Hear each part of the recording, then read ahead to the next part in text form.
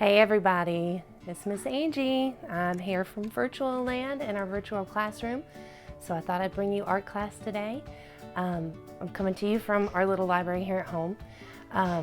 So we're gonna read the story Copy Crocs today. It's one of my favorites.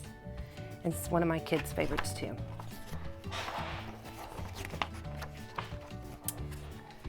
The Copy Crocs by David Bedford, illustrated by Emily Bolam. Crocodile had always lived in the same pool and he liked it. But he didn't like sharing it with all the other Crocs. Every time Crocodile moved, he bashed into someone. And when the other Crocs moved away, they bashed him back. "Stop pushing," Crocodile shouted. "You stop pushing," said the other Crocs. It was too crowded, so Crocodile crawled out of his pool and went to find somewhere else to live. Crocodile found a new pool that was filled with slippery mud. He liked it.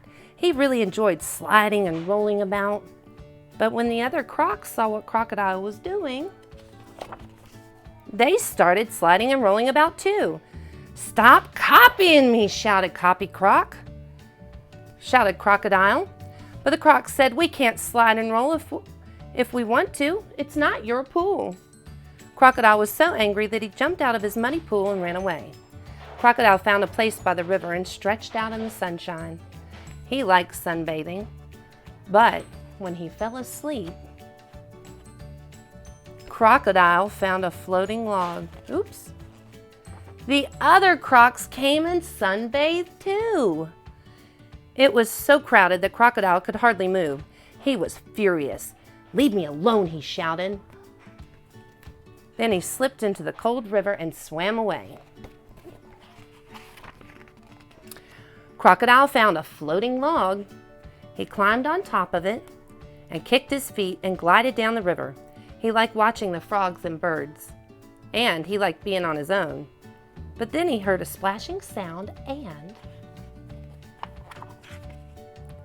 all the other Crocs were floating on logs too. Crocodile paddled faster. Then he passed a bend in the river. He hid behind some bushes. The Copy Crocs were having such a good time they didn't see him. Crocodile crept through the jungle until he saw a mountain sitting on its own. "That's my kind of mountain," said Crocodile, and he started to climb. At the top of the mountain, there was only room for one Crocodile. Crocodile was happy. But when the sun went down and it was getting dark, all the other Crocs squeezed together on Crocodile's mountain too. "Why do you keep copying me?" Crocodile shouted. "'Cause you're always doing fun and new things," said the other Crocs. "Anyway, we can sit here if we want. It's not your mountain." Crocodile waited until the other Crocs were sleeping, and then he crept silently away. Back to his pool, Crocodile swam about and didn't bash into anyone. He never knew his pool was so big. But Crocodile felt cold and lonely in the empty pool. He remembered how it used to be packed with a pile of snoring Crocs. "I wish my friends were here," said Crocodile sadly. "Surprise!" all the Crocs shouted. "Here we are!" They were laughing and bashing and rolling about. Crocodile felt wonderful. He decided he did like sharing his pool with the other Crocs, even if it was a bit of a squeeze. But sometimes he liked to slip away.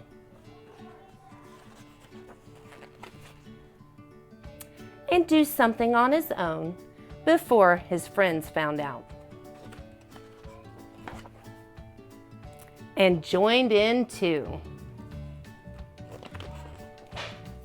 The end. So, for today's art lesson, I thought it'd be a lot of fun for you guys to join in and do a little copying of me. I think I'm going to go out in my yard and find a little bit of dirt and mix it with a little bit of water and see what kind of mud paint we can make. So stay tuned as we go hunting for supplies. Thanks, you guys. Okay, so I didn't find any other colors in my yard. We live in Georgia, and this Georgia red clay is what we can find.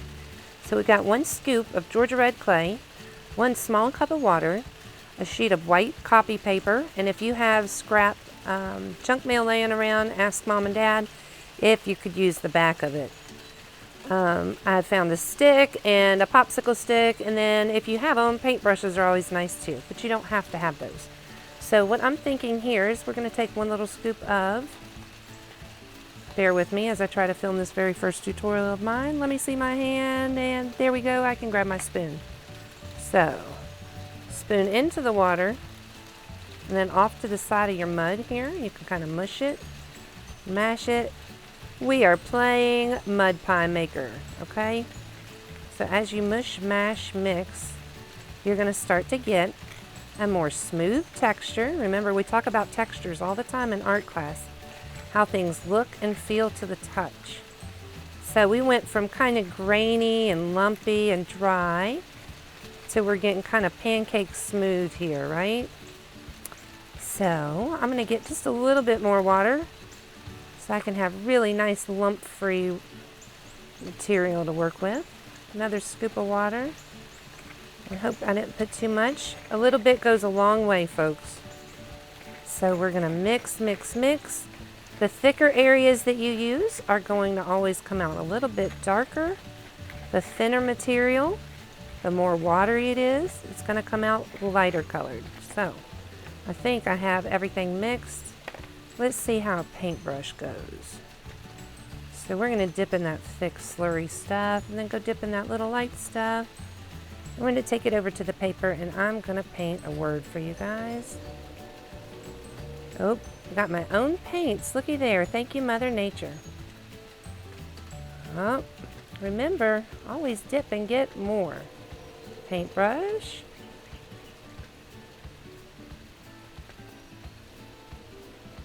So, just a quick little message and a quick little idea to show you that you can kind of copy materials you might not already have at home.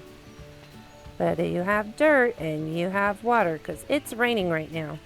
So, hi to you all. I hope this was a fun, quick little tutorial on how to find some materials around the house. And then I'm going to play a little bit and see if I can't mess around with some colors. We're the CWA Waves, so let me wave to everybody. Woohoo!